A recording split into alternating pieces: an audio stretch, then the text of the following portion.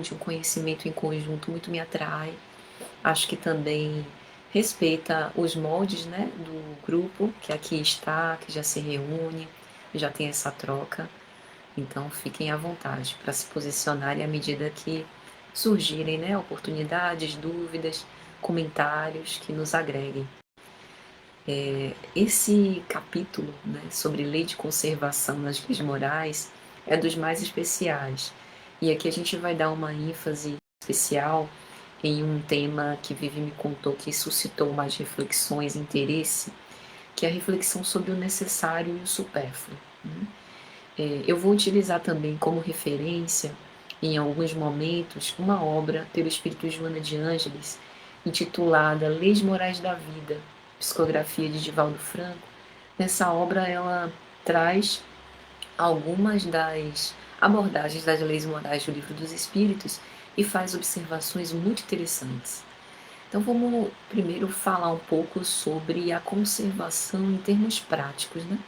Quando a gente pensa em conservação, o que que nos faz associar a essa ideia, né? A utilização racional de recursos, sejam esses recursos materiais, inclusive psicológicos, tangíveis, intangíveis, ambientais. Então a conservação seria algo relacionado a gente dar bom uso a tudo que a gente tem da melhor forma possível, preservando contra danos, contra perdas, desperdícios, para que todos que precisem possam utilizar desses recursos que muitas vezes são compartilhados. Se a gente pensar, por exemplo, no ar que nós respiramos, né? Na terra que, através dela, o lavrador planta os alimentos que nos chegam à mesa. Então a gente tem uma série de recursos relacionados ao nosso planeta que são de sustentação à nossa vida e que mesmo que a gente não perceba, a gente compartilha com quem a gente gosta e com quem a gente não gosta. Então, pensar em lei de conservação é pensar nesses recursos materiais, e aqui falando da nossa vida cotidiana, o recurso monetário, o dinheiro, os aparelhos eletrônicos que fazem parte da nossa vida, que estão imersos na educação dos nossos filhos, no dia a dia da família, os alimentos que sustentam o nosso corpo físico, né, que ajudam a gente a restaurar esse fluido vital para que a gente possa dar andamento às nossas atividades como espírito imortal, os medicamentos que são utilizados no momento que a gente tem um combalimento físico, uma enfermidade orgânica, as roupas que a gente usa, né, diversos recursos materiais, mas também recursos de ordem psíquica, que às vezes a gente não presta tanta atenção à relação deles com a lei de conservação. Por exemplo, o ser humano tem uma capacidade extraordinária de criar representações para os seus afetos. A gente tem uma capacidade de vitalizar ideias, pessoas, objetos, né? De amá-los ou de odiá-los, de nos tornar indiferentes a estes ou de passar a vida inteira nos dedicando. E quando a gente pensa nesses objetos, passando assim para pensando em pessoas, né, que também podem ser os nossos objetos de destinação de afeto, que a gente pensa no amor aos nossos filhos, a gente vê o quanto que a gente investe durante a vida inteira, quando nós estamos na concepção do nosso filho e mesmo depois que ele cresce, todos os sonhos e planos para que ele seja feliz. Então, o direcionamento dessas potências, né, relacionadas à atenção, ao próprio uso da inteligência, à capacidade da imaginação, da memória, do pensamento, da vontade, também são recursos e recursos valiosíssimos para a nossa existência que a gente precisa saber se a gente está dando bom uso, se a gente está usando de uma forma produtiva, edificante, né? De modo que a gente consiga transformar as nossas vidas e transformar também a vida daqueles que estão aqui aprendendo conosco essa arte de viver. E a gente também tem esses recursos mais intangíveis, né? A nossa própria vida neste plano, que a gente vem com o planejamento reencarnatório, exerce algumas funções, função de mãe, função de pai, função de trabalhadora da casa espírita, função de evangelizadora, né? Função profissional nas mais diversas áreas de atuação, e a gente não sabe qual o nosso tempo de permanência aqui, quanto tempo que a gente vai ficar e qual será o tempo de partida. E aí a gente pensa também na saúde, o quanto a saúde nesses tempos de pandemia, a gente tem dado valor, né, à possibilidade de abrir os olhos todos os dias, de ter o alimento na mesa, né, de ainda recorrer a esse fluido vital que nós temos para as nossas atividades. É importante a gente falar sobre isso porque em O Livro dos Espíritos, Kardec vai explicar que a quantidade de fluido vital que emana o nosso corpo ele se esgota e pode inclusive se tornar insuficiente a depender da absorção e assimilação, né, das substâncias que o possa conter. Ele também nos explica que esse fluido pode ser inclusive transmissível de um indivíduo para outro, quando estiver na iminência, né, do depauperamento das forças físicas. Isso pode ser transferido através, por exemplo, de um passe magnético. Então, esse tempo, né, da nossa reencarnação nos faz pensar sobre os diversos recursos que nós temos, nas experiências de convívio, passando também pela palavra construtiva, que muitas vezes a gente eventualmente desperdiça, né? Seja naqueles esbravejamentos que a gente tem quando a irritação toma assim um patamar insuportável para a gente, né? Às vezes a gente vai tentando controlar as tensões que chegam, né? Demanda de menino, demanda de escola, demanda da área profissional, e talvez a maioria agora nesse trabalho em home office, as tarefas em geral elas não ficam muito bem divididas, então a gente acaba sentindo essa sobrecarga de demandas de todos os lados.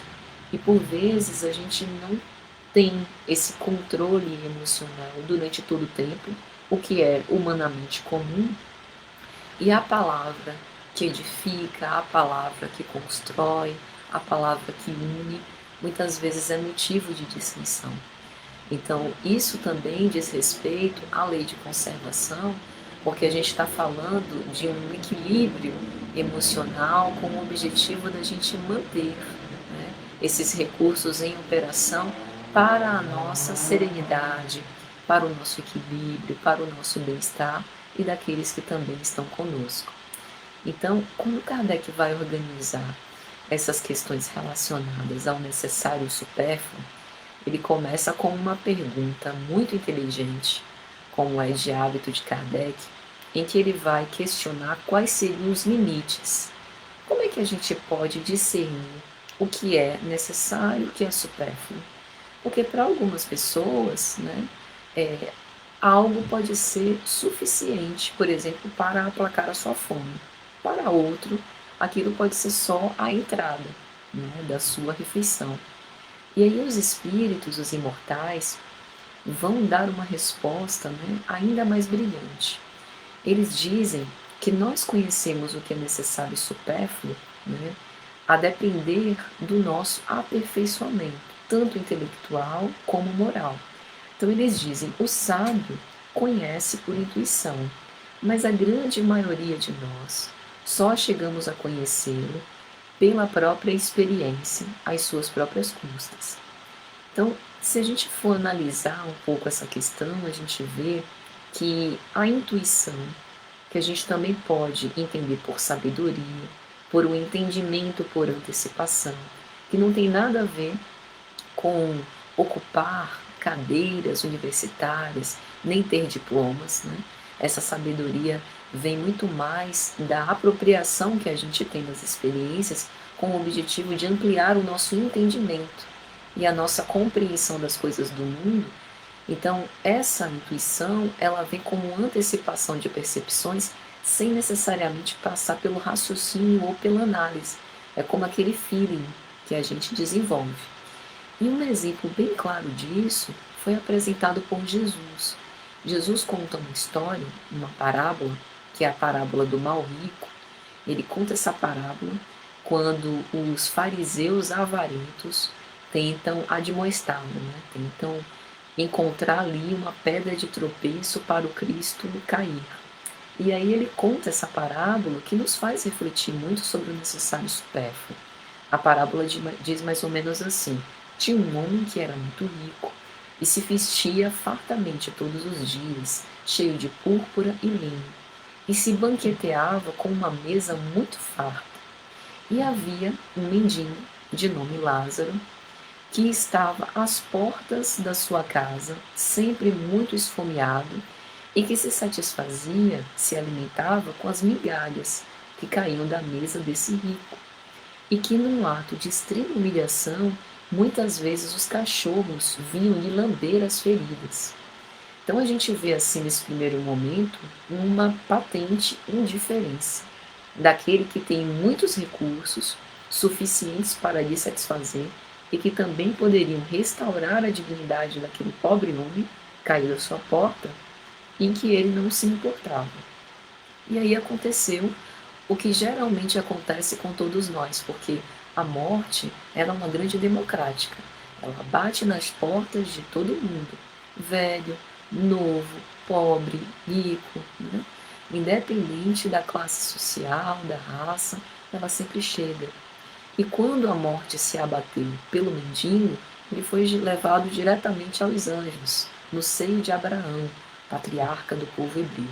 E o rico também foi sepultado, e segundo a linguagem da parábola, ardeu em chamas.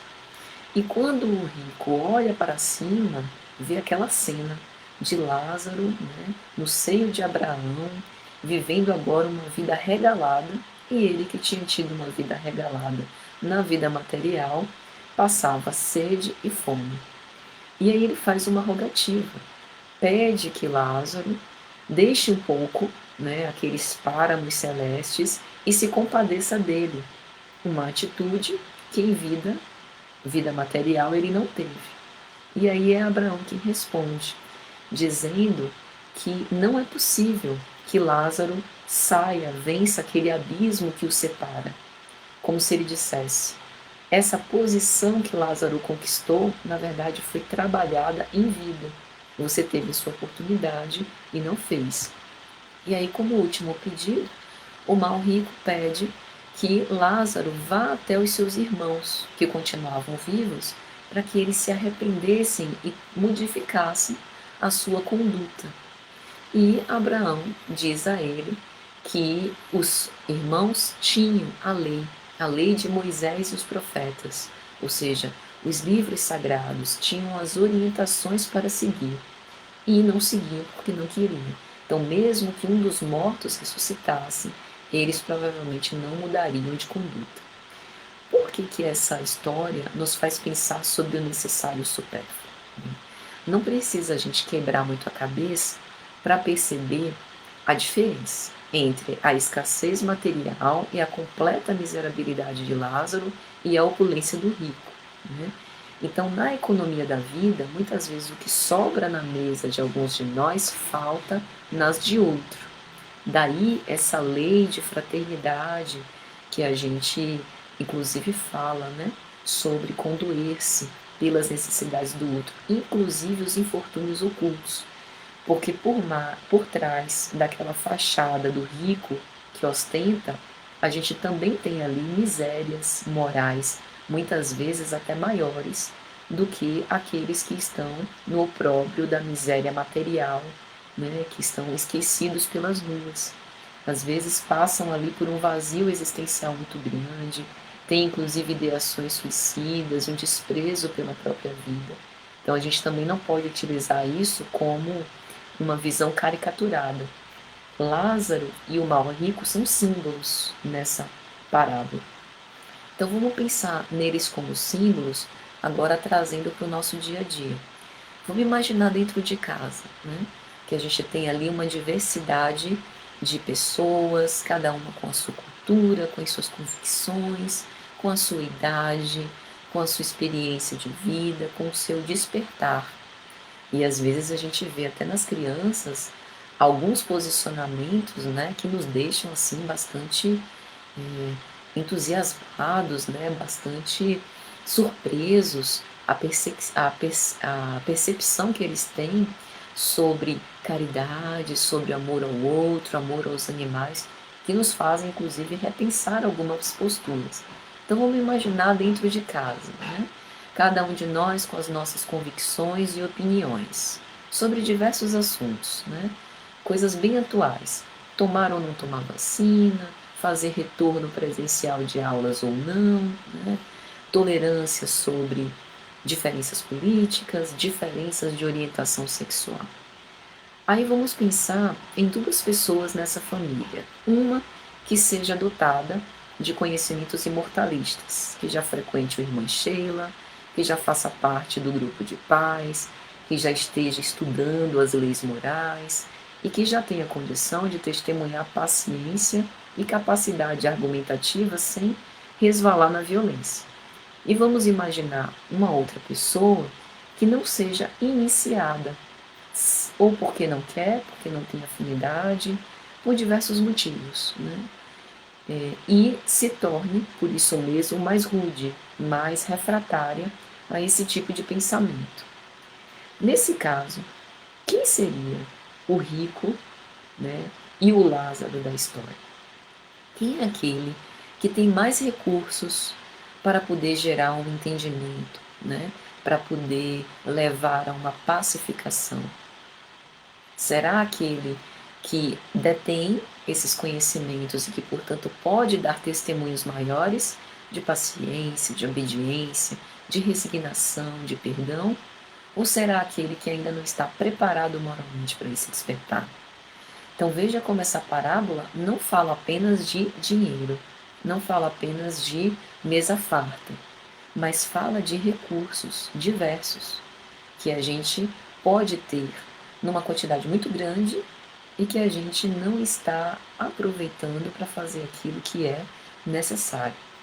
E aí a gente pensa que muitas vezes essas migalhas que caem da mesa podem ser os vestígios de paciência, de iluminação espiritual, que também podem alimentar aqueles que são carecentes desses recursos, né?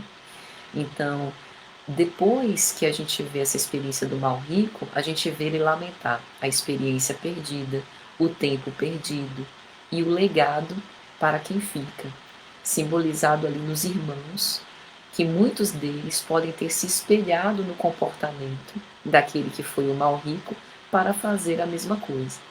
Então a gente precisa entender que no uso desses recursos, nós sempre estamos também rodeados por uma nuvem de testemunhas, como dizia o apóstolo Paulo. Então a gente deve aprender a utilizar bem, não só como uma resposta pessoal, mas de acordo com a função que a gente exerce na família e na sociedade. E aí, Kardec, avançando mais as perguntas, fala também sobre a natureza. Mas será que a natureza não poderia nos ajudar? Ela não traçou o limite das nossas necessidades? E os espíritos são categóricos ao responder que traçou. Mas muitas vezes o homem é insaciável e acaba criando falsas necessidades para si. Quer ver um exemplo? Se a gente come demais, a gente tem o aviso da natureza. Vem o desconforto gástrico, o amolentamento, em alguns casos até mal-estar. Se a gente chora demais, a gente também tem o aviso da natureza. Os olhos inchados, o nariz entupido, dor de cabeça. Até para rir. Se a gente ri demais, pode acabar soluçando. Se corre demais, pode sobrecarregar o corpo. Se fica muito tempo sentado, isso também afeta a saúde. Então a natureza tem uma série de mecanismos para nos mostrar que o melhor modo de funcionamento não é do excesso nem da falta, mas do equilíbrio, do caminho do meio, do caminho do meio, né? Só que o que a gente mais vê na nossa sociedade é uma espécie de desvio da atenção, porque é uma sociedade que faz apelos capitalistas, consumistas, para a gente tirar os olhos daquilo que é essencial e que está muitas vezes do lado de dentro, para a gente partir para escolhas substitutivas que não deixam de nos dar satisfação e prazer do lado de fora. né? Essas falsas necessidades que muitas vezes nós criamos para nós mesmos. E a gente, com base nisso, vê flagrantes abusos, não pelo uso do necessário, mas pelo consumo exacerbado dos supérfluos. Por exemplo, os altos índices de sedentarismo, maus hábitos alimentares, né, por conta desse afã que a gente tem de aplacar, muitas vezes, dores da alma em coisas de ordem material, que não são exatamente a origem das nossas necessidades. É o caso, por exemplo, da gente destruir relações sociais, vínculos afetivos, por conta em abusos no campo do sexo ou outros motivos banais. A gente esquecer de dar aquela atenção na brincadeira do nosso filho, de ajudar ele na assistência com uma determinada tarefa, que a gente se sobrecarrega de uma série de outras coisas que talvez nem teriam essa prioridade tão extrema como a gente aponta. Veja como a pandemia deu um freio nisso tudo. Nós, que tínhamos diversos projetos e planos, quando a pandemia começou lá em março de 2020, mais ou menos, e aí veio esse flagelo que atacou, né, a todo o mundo e nos fez, e ainda nos faz diariamente, analisar quais são as nossas prioridades, o que é realmente importante, o que eu não posso deixar de fazer antes de ser chamada para a verdadeira vida. Então, Joana de Ângeles, falando sobre esses tópicos nessa obra Leis Morais da Vida, vai dizer, por exemplo, sobre os desperdícios, no capítulo de número 20. Ela diz o quanto que há desperdícios, né, no mundo. O excesso nas nossas mãos muitas vezes é responsável pela escassez em inúmeras famílias. Quer ver um exemplo disso? Logo nos primeiros dias da pandemia, que a gente não sabia direito quanto tempo precisaria ficar em casa, como que seria, né, o retorno eventual às nossas atividades, houve uma certa corrida para os supermercados. E alguns itens de primeira necessidade em alguns estabelecimentos começaram a faltar. O que é isso? A tentativa desenfreada de garantir o necessário, que não é mais o necessário, é o necessário e mais um pouquinho, por conta da incerteza, por conta do medo do que será, medo do desabastecimento, e não pensar que enquanto eu abarroto, né, os armários e as despensas da minha casa, aquele que também precisa desse mesmo recurso de primeira necessidade pode não encontrar no mesmo estabelecimento próximo da minha casa que eu fui lá recorrer. E que muitas vezes, pelo fato da gente não conseguir usar aquilo em tempo hábil, acaba desperdiçando. Então, o desperdício ele se dá de uma forma assim mais imediata, mas também de outras, como o desperdício de palavras em discursos inúteis ou em discussões infrutíferas. Hoje a gente vive um império da opinião. Se a gente for dar uma volta nas redes sociais, Ave Maria, a gente chega assim num perfil, né, de notícias. Aqui na Bahia, por exemplo, o Correio 24 horas, ou à tarde. A gente vê uma notícia, um fato sendo postado, e aí no campo dos comentários tem ali juiz, tem sacerdote, né? Tem a figura do fariseu, tem também o bom samaritano ali pelo meio. Cada pessoa comenta de acordo com o que ela acredita, né? E muitas vezes acaba gerando uma celeuma, porque a gente começa a ver assim uma certa divisão de grupos, né? A pessoa que aposta no bandido da manchete, o outro que defende o mocinho, e aí aquele outro que já faz uma projeção, mas isso aconteceu, né? Porque não foram tratadas as primeiras iniciativas para coibir o mal feito. E aí vem aquele que faz uma predição do futuro. A gente tem de tudo. Qual a real utilidade disso? Porque naquele comentário foi o nosso tempo, foi a nossa energia psíquica, o nosso investimento. A gente deixou de viver as coisas mais imediatas da nossa família, do nosso trabalho, desviou a nossa atenção. Com que finalidade? Então é importante a gente pensar em tudo isso, né. Às vezes, eu fico aqui no quarto e ouço, por exemplo, um barulho do lado de fora, percebo que eventualmente é uma briga, uma discussão de vizinhos ou na rua, e aí às vezes eu observo e vejo as outras pessoas indo às janelas também para querer saber o que que está acontecendo. Quantas vezes a gente usa esse mesmo tempo para se recolher em prece, pedindo pela pacificação daquele que está brigando? Quantas vezes a gente até tenta ajudar de algum modo, né, deixa um pouco aqui as nossas atividades e vai lá, se é algum conhecido, para tentar conciliar os interesses. Entende? Como esse recurso precioso muitas vezes é malbaratado por nós, como também a gente acaba perdendo oportunidades, né, desperdiçando a nossa saúde em inquietações muito ansiosas, precipitadas e que não nos levou a lugar algum. Desperdício da inteligência, quando a gente poderia nos dedicar a atividades mais nobres, mas acaba ficando naquela velha repetição em alucinada correria. Então, é importante a gente pensar em tudo isso, porque o tempo está passando, né? E nós seremos, nós enfrentaremos, melhor dizendo, a nossa consciência. Às vezes eu ia falar sobre responderemos, né, de acordo com a lei, mas eu acho que essa fala parece assim um pouco de castigo divino.